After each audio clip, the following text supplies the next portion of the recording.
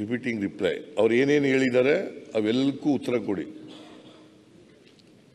ಕಾನೂನಿನ ಸುವ್ಯವಸ್ಥೆ ಬಗ್ಗೆ, ಈಗ ಕಾನೂನು ಸುವ್ಯವಸ್ಥೆ ಚೆನ್ನಾಗಿರೋದು ಇಲ್ಲೇನೆ ಕರ್ನಾಟಕದಲ್ಲಿ.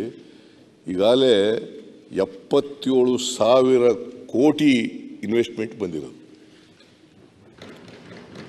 77,000 ಕೋಟಿ.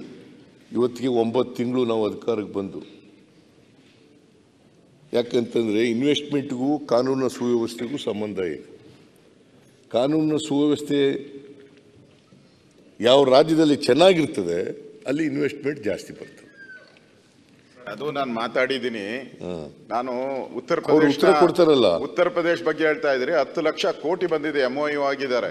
ಮಹಾರಾಷ್ಟ್ರಕ್ಕೆ ನಮ್ಗಿಂತ ಜಾಸ್ತಿ ಬಂದಿದೆ. ತಮಿಳ್ನಾಡು ನೋಡಿ, ನೀವು ಒಬ್ಬರನ್ನೇ ಬೆನ್ ತಟ್ಕೊಂತೀರ, ಅದೇ ಸಮಸ್ಯೆ ಆಗೋದು. ಸಿದ್ದರಾಮಯ್ಯನವರು ಏನು ನೋಡಲ್ಲ, ತಾವೇ ಬೆನ್ ತಟ್ಕೊಂತೀರ. ಹೇಳಿ ಬೇರೆ ರಾಜ್ಯಗಳಿಗೆ ಹೇಳಿ. ನಾನು ನಮ್ಮ ರಾಜ್ಯದ ಹೇಳ್ತೀನಿ, ತಮಿಳ್ನಾಡಿನದು ಹೇಳಕ್ಕಲ್ಲ. ಇದು ಕರ್ನಾಟಕದ ವಿಧಾನಸಭೆ, ಕರ್ನಾಟಕದ ಸರ್ಕಾರದ ಬಗ್ಗೆ ರಾಜ್ಯಪಾಲರು ಭಾಷಣ ಮಾಡಿರೋದು, ತಮಿಳುನಾಡು ಸರ್ಕಾರದ ಬಗ್ಗೆ ಎಲ್ಲ ಮಾತಾಡಿರೋದು, ಉತ್ತರ ಪ್ರದೇಶ ಸರ್ಕಾರದ ಬಗ್ಗೆ ಎಲ್ಲ ಮಾತಾಡಿರೋದು. ನಾನು ನಮ್ಮ ಸರ್ಕಾರದ ಬಗ್ಗೆ ಮಾತಾಡ್ತಾ ಇದ್ದೀನಿ. ಮಿಸ್ಟರ್ ಅಶೋಕ್, ಗೊತ್ತಾಯ್ತಲ್ಲ? ಅದರಿಂದ ಮಾನ್ಯ ಅಧ್ಯಕ್ಷರೇ, ಇವರು ರಾಜ್ಯಪಾಲರ ಕೈನಲ್ಲಿ ಸುಳ್ಳು ಹೇಳಿಸಿದ್ದಾರೆ. ಯಾವುದಪ್ಪ ಸುಳ್ಳು ಹೇಳಿಯಪ್ಪ? ಎಲ್ಲಿ ಸುಳ್ಳು ಹೇಳಿಸಿದ್ದಾರೆ ಹೇಳಿ. ಅಲ್ಲ ಸರಿ ಹೇಳ್ರಿ, ಇಂಥ ಕಡೆ ಸುಳ್ಳು ಹೇಳಿದ್ದಾರೆ, ಈ ಮಾತು ಸುಳ್ಳು.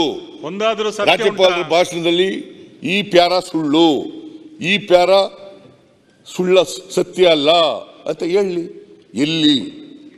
ಎಲ್ಲಿ ಯಾವಾಗ ಯಾವ ಸಂದರ್ಭದಲ್ಲಿ ಸುಳ್ಳು ಹೇಳಿದ್ದಾರೆ? ಅವೇನು ಹೇಳ್ದೇನೆ ಸುಳ್ಳು ಹೇಳಿಸಿದ್ದಾರೆ. ಯಾಕ್ರಿ ಸುಳ್ಳು ಹೇಳ್ತೀರಿ ನೀವು? ಯಾಕ್ರಿ ಸುಳ್ಳು ಹೇಳ್ತೀರಿ? ಎಲ್ಲರೂ ಒಂದು ಕಡೆ